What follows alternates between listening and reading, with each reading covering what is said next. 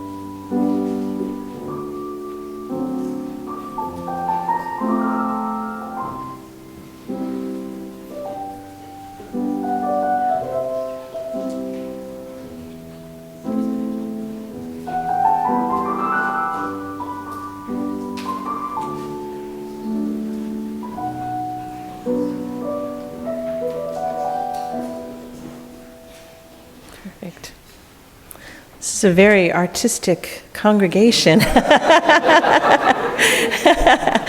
I was waiting to see if you were going to swap out crayons for different colors. And here is how we're going to put our pieces together. Children, please leave your puzzle pieces with your parents, and we'll pass baskets after we have sung our children out to their religious exploration classes. We'll collect the puzzle pieces and the crayons after we do our offering for this morning. The pieces will then be put onto a card table outside for all of you puzzle-loving folks to put them together during our Super Sunday lunch after the congregational meeting. Puzzle pieces, each one different and beautiful, each one a part of the whole. And now let us sing our children out to their religious exploration groups. Will you join me in a time of meditation and silence? We give thanks for all the good that is in our lives, for being here together this morning, for small joys, and for the great beauty of our earth. We pause and reflect on the many ways that we have fallen short of our own best aspirations. We gather together here and now to pause, to reflect, to be strengthened and renewed so we can face this coming week with new resolve, new energy, new purpose as we are called back to our best selves. We acknowledge our own need to listen more, to share more, to remember with all humility what we still have to learn about what it means to be human, about what it means to live in covenant and community, about what it means to be a responsible citizen of our planet Earth in this time, in this place. May we be present to the suffering of our neighbor, near and far, as well as our own.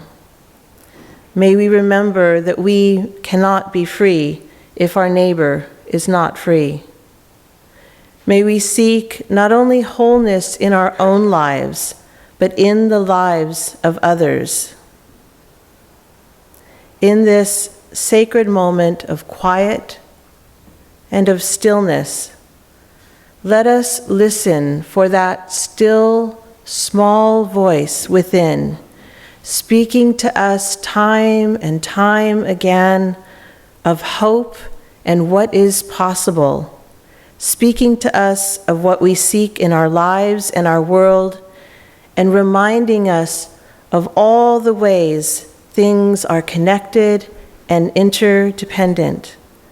Please join me in a moment of silent reflection. An amazing whirlwind of a week.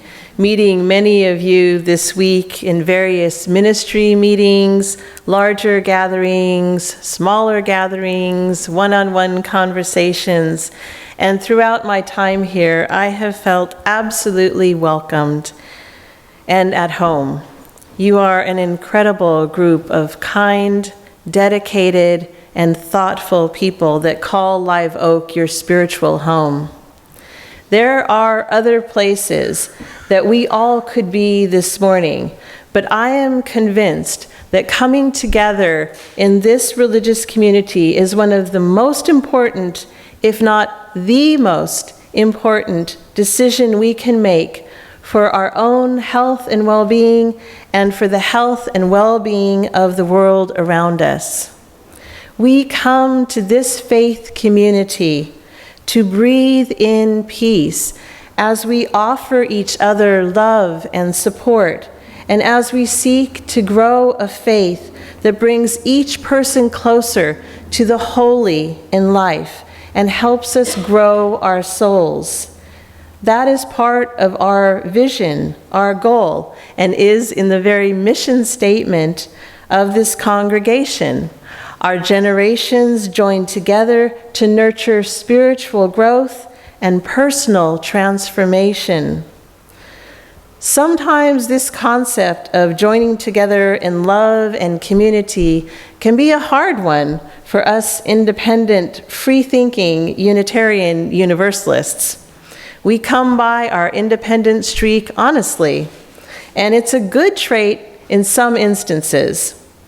But despite this independent, self-reliant, up-by-the-bootstraps mentality, the great truth is this: we need each other. Like the single puzzle pieces that we colored earlier, we bring ourselves to this beloved community, together creating a beautiful picture. We come from many different places of the Spirit. On any given Sunday, we come bringing our whole selves, perhaps with a mixture of gratitude and despair, curiosity, frustration, hopes, and challenges.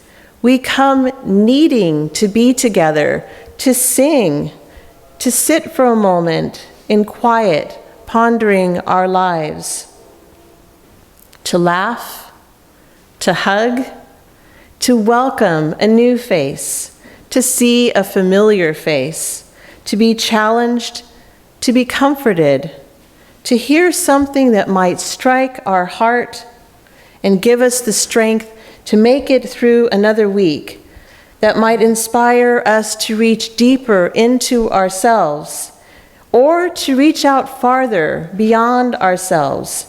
We come together because we have found here a place of sanctuary, a place of peace.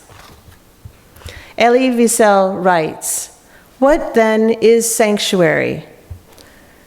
Sanctuary is often something very small, not a grandiose gesture, but a small gesture toward alleviating human suffering and preventing humiliation. The sanctuary is a human being.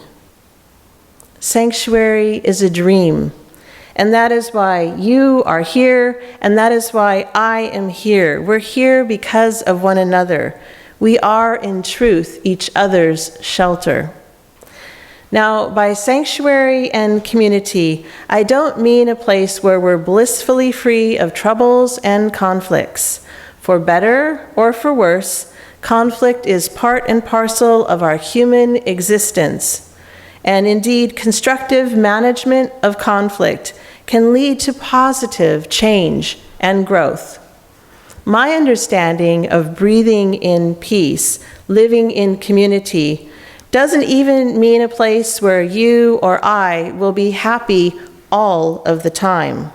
In fact, I'm fond of saying that congregations are places where we come to learn what it means to be human. What I'm speaking of today is the human reality of a life lived in this covenanted community, as messy and crazy as it sometimes gets, a life which we know deep down in our bones that we need each other to become the best human people that we can be. Indeed, we need each other to be encouraged to push beyond those boundaries, to become even more than we ever thought we could be. There's an old joke about the man who falls overboard from his little boat, and he's thrashing around in the water when another boat pulls up. The other boater shouts, "Jump in, we'll save you." But the drowning man answers, No, God will save me." Now the other boaters try to help him twice more, and finally a rescue helicopter comes and hovers above him. And once again, the man refuses to help on the same grounds. God will save me. Well, finally, the man drowns, and as he crosses the pearly gates, he gazes into God's eyes with obvious confusion. "I placed my faith in you, and you let me drown." Let you drown? Exclaimed God. I sent you 3 boats and a helicopter, and you refused them all. Regardless of what name you give to the holy, whether it's God, Spirit of life, nature, humankind, we are all each other's salvation, each other's sanctuary. This is how we are healed and loved. We breathe in peace, a community of souls, each bringing our unique gifts and each forming part of the whole. My call to ministry compels me to share the good news of Unitarian Universalism with the world. We have a life-saving message of hope and goodness, power and compassion. This is a loving community that is literally bursting at the seams with its love to share the good news with the world. Yes, we do come together to do the parts of congregational life that are necessary, and many times we find deep satisfaction in doing so. Lovingly keeping these beautiful facilities in good shape, creating compelling worship, welcoming new members, building a new form of collegial and efficient governance, holding up a comprehensive plan that visions what each ministry aims to accomplish in the coming years. This is important and wonderful work that we do together. But we are more than that. One thing we must always remember is that although we have walked separate paths to be part of this amazing community at Live Oak, and although we cherish the bonds of love and friendship that hold us together, we are so much more than that. We need to remember what brought us here, what brought each and every one of you here, and then turn around and reach out to others and bring them too, welcome them in through those doors. We can't think that our religion is just about us, because that's really the furthest from the truth. We're called to bring our feet and our hands and our whole selves into service of our hurting world. College-aged young adults who are hungry for an ethical home to help guide their way. People at all stages of their lives who are scared and in pain, in need and wanting connection. Those struggling on the margins of our society due to class or ethnicity or legal standing or sexual orientation. Families searching for support and a spiritual home as they raise their children. Share the freedom and acceptance that we have found here. Open wide our doors and truly welcome all those who hunger for a new religious home, all those who thirst for our life-saving message of grace, compassion, and hope. When I breathe in peace. And as we breathe in, supporting each other, abiding in this beloved community, let us gather ourselves for the exhale, for reaching out beyond these walls to include our voices in the great gathering of voices that joined together can change our world. My special love and thanks to the choir and to Rachel, who so graciously agreed to sing one of my favorite songs. Thank you. It was beautiful. Some years ago, the Unitarian Universalist Association of Congregations, also known as the UUA, launched a media campaign to spread the good news of our faith. The slogan that they came up with for this campaign is one of the best I've heard. Nurture your spirit, heal our world. To this I would add an additional element, building community.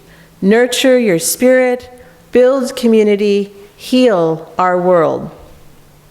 We've been talking about the first two, nurturing our spirits and building community, as breathing in peace.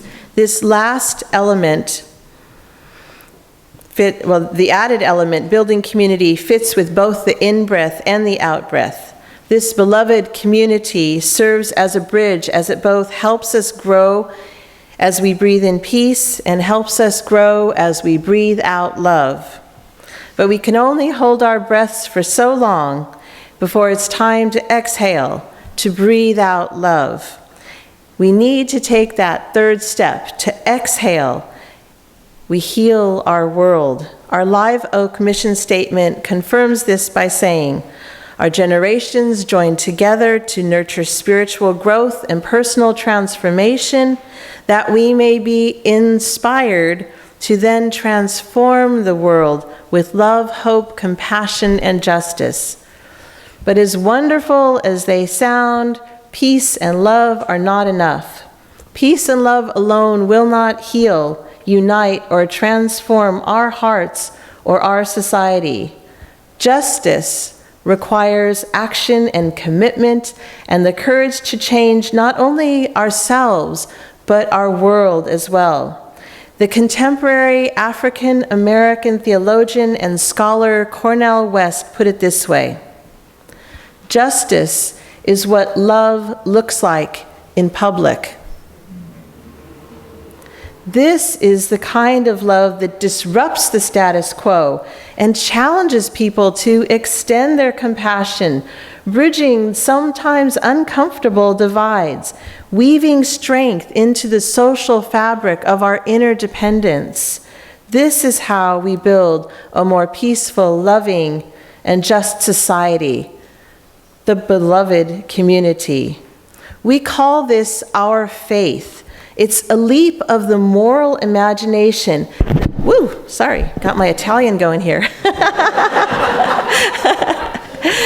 It's a leap of the moral imagination that connects the world as it is to the world as it might become. It also connects you and me as we are to you and me as we might become. Poet Annie Dillard has it right when she says, when people come to church, they shouldn't be handed an order of service with a smile. They should be given hard hats and life preservers, because church is a dangerous place, a zone of risk, a place of new birth and new life, where we confront ourselves with who we are truly and with who the church is calling us to become. Part of this aspect of justice work is for us, all of us, to become the prophetic witnesses of our time. This means we need to truly see what is happening around us, and then to name what is happening by speaking out, and then finally to align our actions with what we have seen and what we have named. This is not an easy thing to do, as we are faced with so much that needs to be healed in our world, including healing our precious earth itself. The wonderful spiritual activist and teacher Joanna Macy believes that because we are overcome with all the work that needs to be done, that sometimes we can freeze into inaction and despair, unable to see the difference that each of us can make in our world. She counsels us that before we can move fully forward into the empowerment of prophetic witness, we need to become willing to move through our own grief and sometimes our own tears. This is why it is so necessary to ground our justice work from deep spiritual wells, and to know that in turn our work for justice helps fill our own spiritual well. We breathe in, we breathe out. So this is the work of our faith, to change people's hearts and minds and souls as we work together to change our world. In the gatherings that I've attended throughout this past week, I've heard again and again that this is the vision and mission of Live Oak, and much good work is already being done in this direction.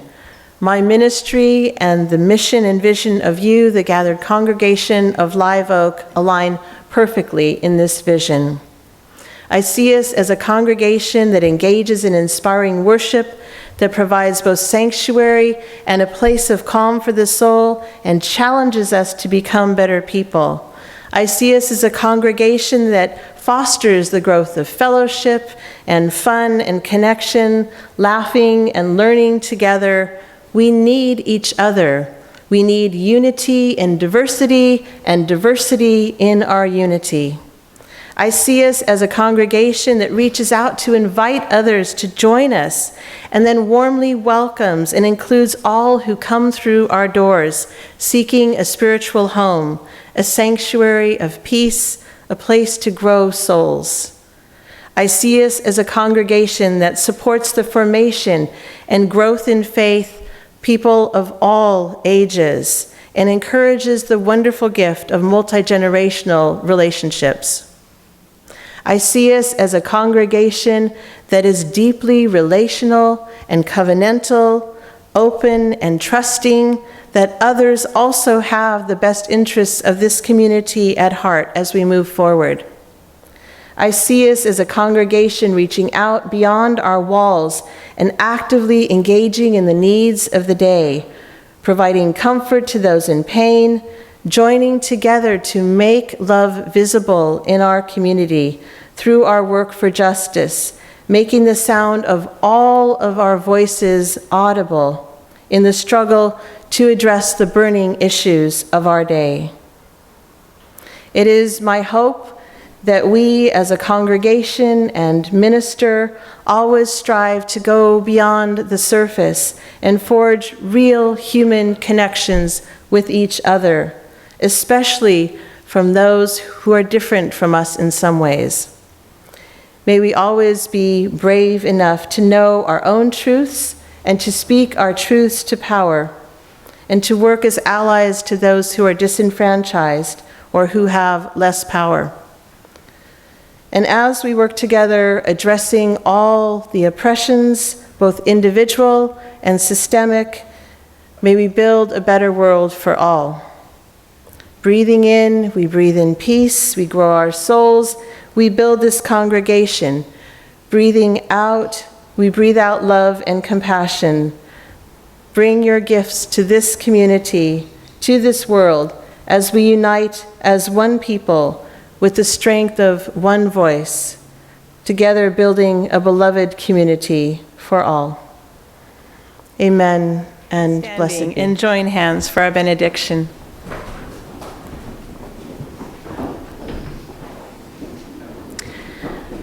Our faith, this congregation, is dedicated to the proposition that behind all our differences, beneath all our diversity, there is a unity that makes us one and binds us together forever, in spite of time and death and the space between the stars.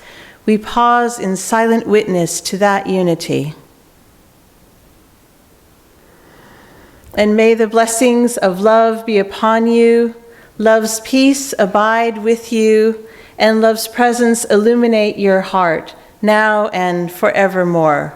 So be it, blessed be, and amen. And now our service truly begins.